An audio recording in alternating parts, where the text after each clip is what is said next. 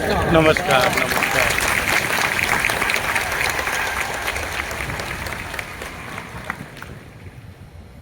जवळजवळ 31 वर्षानंतर अमरावतीमध्ये परत कार्यक्रम घेण्यासाठी या ठिकाणी मी आलेलो आहे. ते आपल्या सर्वांच्या आशीर्वादानं, सर्वांच्या प्रेमानं आणि आपल्या आग्रहाखातर एवढ्या मोठ्या जयंसनादा इथे आपण आलात. प्रथमतः आपल्या सर्वांचे मनापासून धन्यवाद. मला हे माहीत नव्हतं की अमरावतीमध्ये या कार्यक्रमासाठी मुंबई, पुणे, कोल्हापूर, सातारा, बीड या ठिकाणाहूनही अनेक जण येतील.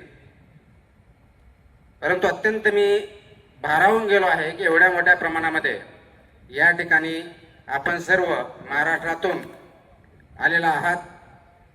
मला असं वाटतं की एवढं प्रेम खरोखरच त्याचा मी लायकीचा आहे का, हा प्रश्न मला पडलेला आहे.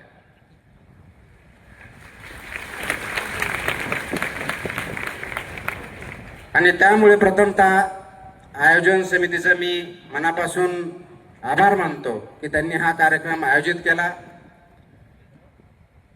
आणि मला या ठिकाणी बोलवलं. मी तर आज आपल्याला कोणत्याही प्रकारचं मार्गदर्शन करण्यासाठी आलेलो नाही आहे. मी आलोय मुळामध्ये आपल्याशी संवाद साधण्यासाठी. संवाद यासाठी म्हणतो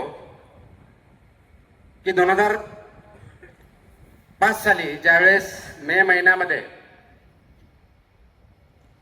UPSC सिव्हिल सर्व्हिसेसचा फायनल रिझल्ट लागला होता. मला तो दिवस अजूनही आठवतो. 11 मे 2005 या दिवशी तो निकाल लागला होता. आणि त्यावेळेस मी यशोदामध्ये महाराष्ट्र लोकसेवा आयोगामार्फत निवडणूक झाली होती. Maharashtra finance and account service group B याचं ट्रेनिंग घेत होतो. आणि त्या दिवशी निकाल लागल्यानंतर, भारतात विसावा आल्यानंतर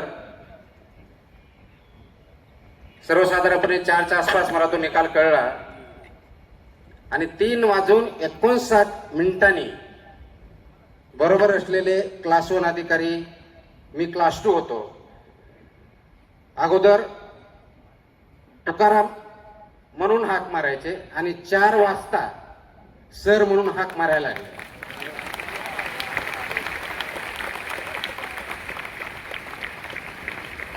सांगायचा मुद्दा एवढाच आहे की एका सेकंदामध्ये, एका क्षणामध्ये समाजाचा तुमच्याकडे बघण्याचा दृष्टिकोन 360 डिग्री चेंज होतो. ती ताकद विचारामध्ये असते, आचरणामध्ये असते आणि परिस्थिती बदलण्यामध्ये असते. परंतु आपल्याला यश आलं, एखादं पद प्राप्त झालं, एखादी रँकिंग आली म्हणजे आपण कशाही परिस्थितीत हरवून जायचं नसतं.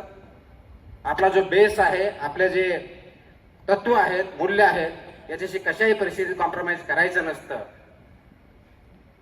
आणि तोच धागा धरून महाराष्ट्रामधल्या अनेक जिल्ह्यामध्ये मी फक्त आणि फक्त त्यावेळेस आपल्यासारख्या तरुणाईशी, जे पालक आहेत त्यांच्याशी संवाद साधण्यासाठी वेगवेगळ्या ठिकाणी गेलो.